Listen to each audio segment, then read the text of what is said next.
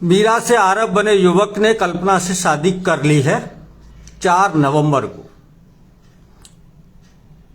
इस शादी को लेकर के अब नए नए विचार समाज में उभर करके आ रहे हैं। भरतपुर की रहने वाली किन्नर नीतू मौसी ने एक सवाल उठाया है कि ये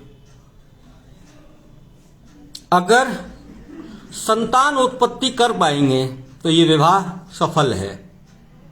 डॉक्टर संगीता अग्रवाल का कहना था कि संतान उत्पत्ति विवाह का कोई उद्देश्य नहीं है। आपकी स्क्रीन पर सीधे स्त्री रोग विशेषज्ञ डॉक्टर नेहा शर्मा हैं, इनसे इस विमर्श को आगे बढ़ाते हैं। मैडम, विवाह का उद्देश्य आपके अनुसार क्या है? विवाह का आज के टाइम पे मेन उद्देश्य तो ये है कि दंपत्ति आपस में खुश रहें, उनका खुद का जो वैवाहिक जीवन है वो संपन्न तरीके से चले। संतान उत्पत्ति अब विवाह का मेन उद्देश्य नहीं रहा, ये पुराने जमाने में था।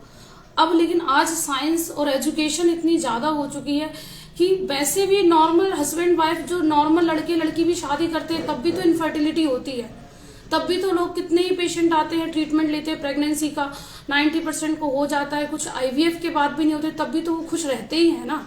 वो भी तो नॉर्मल, अगर लड़के लड़की शादी कर रहे हैं तब बच्चे नहीं हो रहे, तो फिर इन लोगों के साथ भी अगर ऐसा होता है तो ये कोई बहुत बड़ी प्रॉब्लम की बात नहीं है कि इसके लिए इशू बनाया जाए कि इनकी शादी तभी संपन्न मानी जाएगी जब संतान उत्पत्ति हो। तो संतान उत्पत्ति विवाह का उद्देश्य अब नहीं है। संतान उत्पत्ति विवाह का उद्देश्य नहीं है। मेन विवाह का उद्देश्य है कि दंपत्ति आपस में खुश रहे, संपन्न इस रहे। खुश के पीछे, ये जो खुश आप बोल रही हैं, इसके पीछे यौन सुख तो वो तो नॉर्मली रहता है ना। अगर वैन उन्होंने जेंडर चेंज करवाया है तो भी होगा।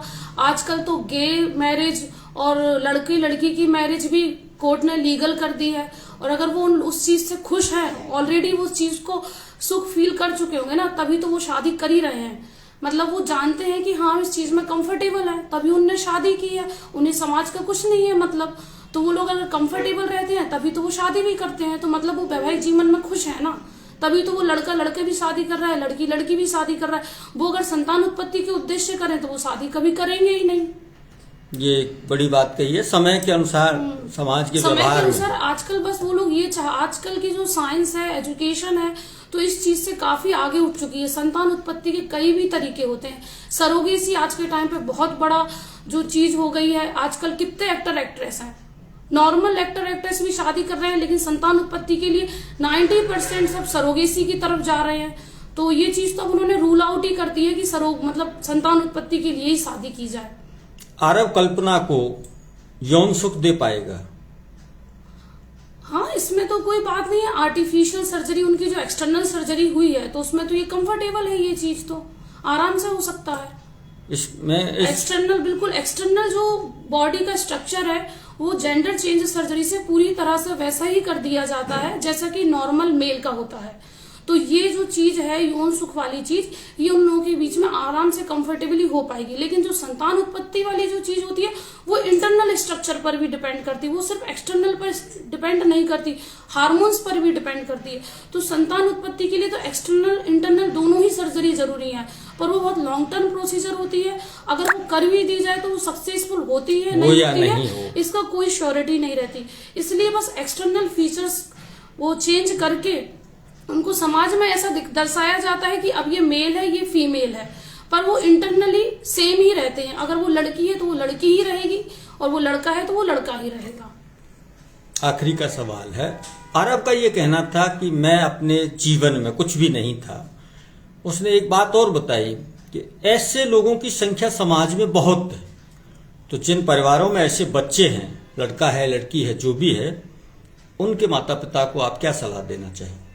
उनके माता पिता को मैं यही सलाह देना चाहूंगी, जैसे आरब का मैंने देखा है टीवी पर कि वो शुरू से ही लड़की की तरह ही रहता था। वो लड़की थी पर उसने लड़की की तरह रहता, हाँ, हमेशा लड़कों की तरह ही घूमना फिरना, लड़कों के साथ ही खेलना कूदना, और उसके फादर ने भी उसको पूरा सपोर्ट किया।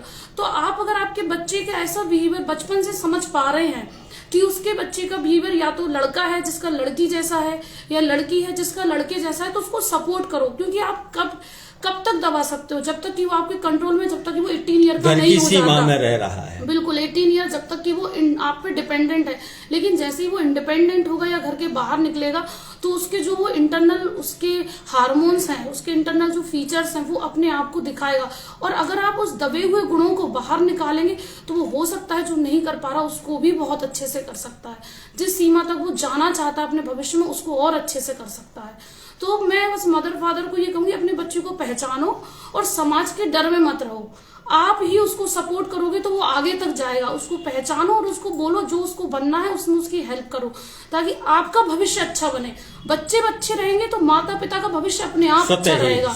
लेकिन समाज से माता पिता का भविष्य नहीं है, माता पिता का भविष्य बच्चों से, और बच्चों का भविष्य भी अपने माता पिता से ही है। तो दोनों को ही एक दूसरे के सपोर्ट की बहुत जरूरत है। इस छोटी सी चर्चा के लिए आपने समय निकाला और कीमती जानकारी दी, बहुत बहुत धन्यवाद।